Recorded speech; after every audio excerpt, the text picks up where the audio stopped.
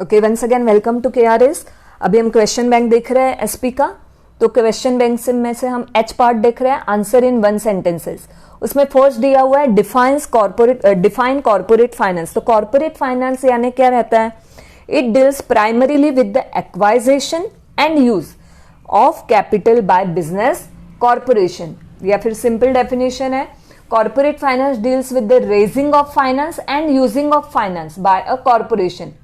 यानी properly finance raise करना और प्रॉपरली इन्वेस्टमेंट के डिसीजन लेने, प्रॉपरली उसको यूज करना, उसे बोलते हैं corporate finance.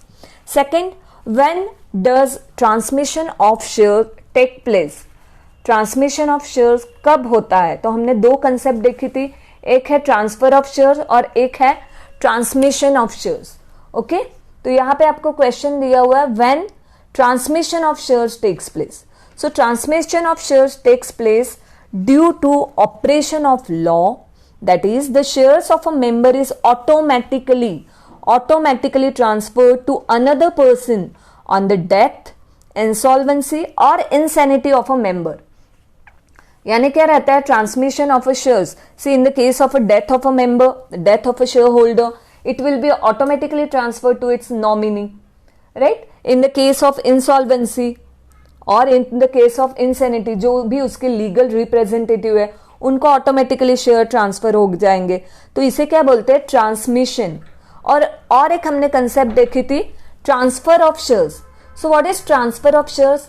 It means voluntarily और deliberately giving one's shares. Okay, voluntarily खुद होके शेयर ट्रांसफर कर रहे हैं, तो उसे क्या बोलते हैं? Transfer of shares. उसके बाद थर्ड वन है what is the time limit to issue share certificate on allotment of shares? See on the allotment of shares what is the time limit? Shares allot हो गए, उसके बाद time limit क्या है for issue of share certificate? So share certificate is to be issued within 2 months of allotment of shares. Means shares allotment हो जाने के बाद शेयर सर्टिफिकेट कितने महीने में देना है? Within 2 months। Then fourth question is given, name the document which is an agreement between the debenture trustee and company.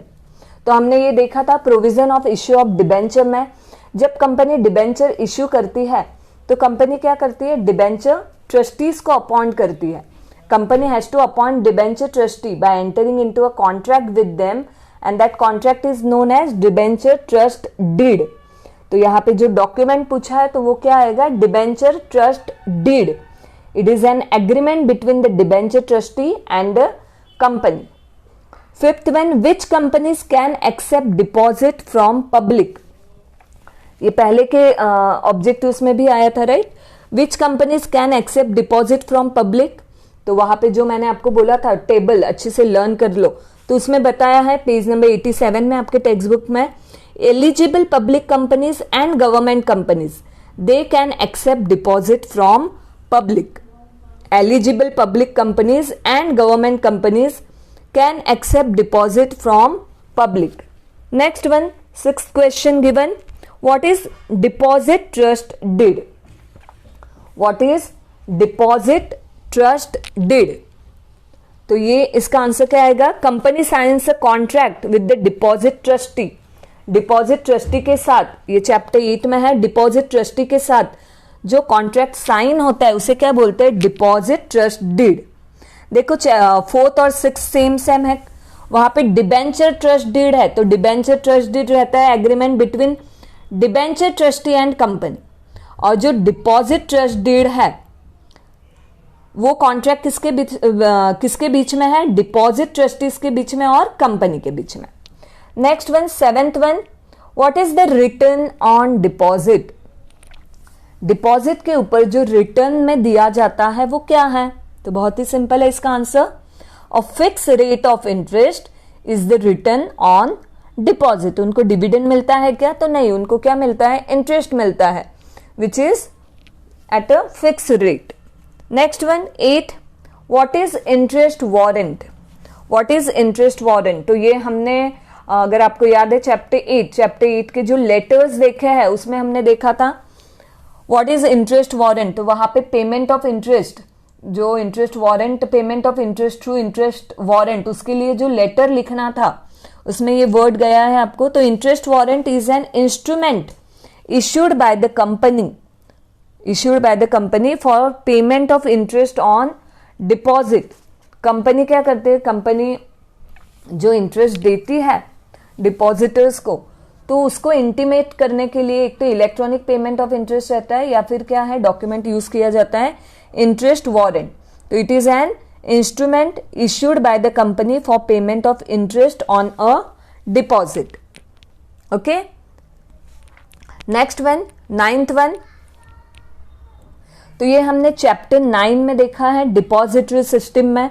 तो डिपॉजिटरी सिस्टम में कैसे रहते हैं, it is a system under which securities are held, transferred and settled in electronic form. ये आपको page number 127 में मिलेगा। Depository system में क्या रहता है, securities are held in electronic form as well as they are transferred, they are settled, all everything is done electronically. And this depository system maintain account of shareholder, they enable transfer of shares, they collect dividend, they collect bonus shares, everything on behalf of the shareholder. Okay, so depository system is the system under which securities are held, transferred and settled in electronic form. Next one, who has right to recommend dividend? Who has the right to recommend dividend? ये chapter 10 का question है।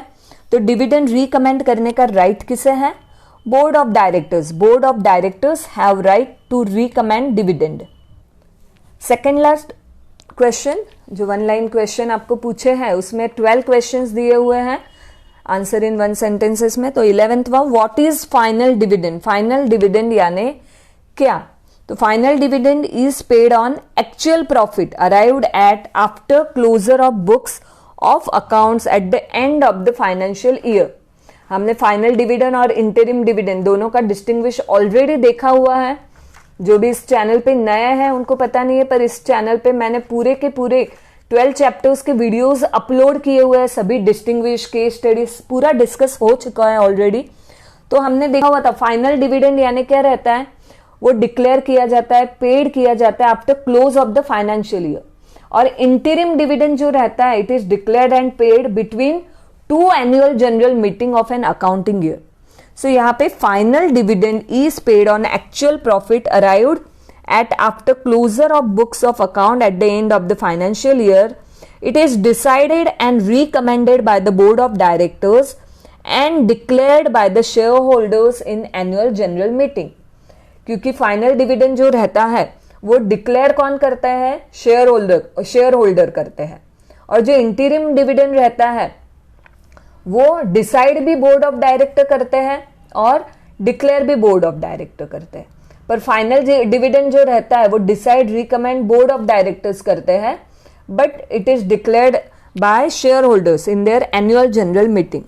And the last one, last chapter का दिया हुआ है, what is financial market? Financial market यानी क्या? तो फाइनेंशियल मार्केट यानी क्या? ऐसा मार्केट, मार्केट यानी वहां पे बाइंग एंड सेलिंग ही होगा, बॉट एंड सोल्ड होगा, बाइंग एंड सेलिंग। तो फाइनेंशियल मार्केट में किसका बाइंग एंड सेलिंग होगा?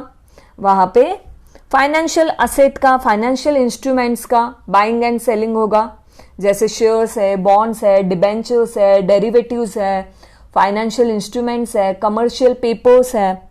सो यहाँ पे डेफिनेशन देखो, what is financial market? It is a market where financial assets, that is financial instruments, are exchange और bought and sold. Okay student, तो यहाँ पे हमने क्वेश्चन 1 का H part answer in 1 sentence complete कर लिया है।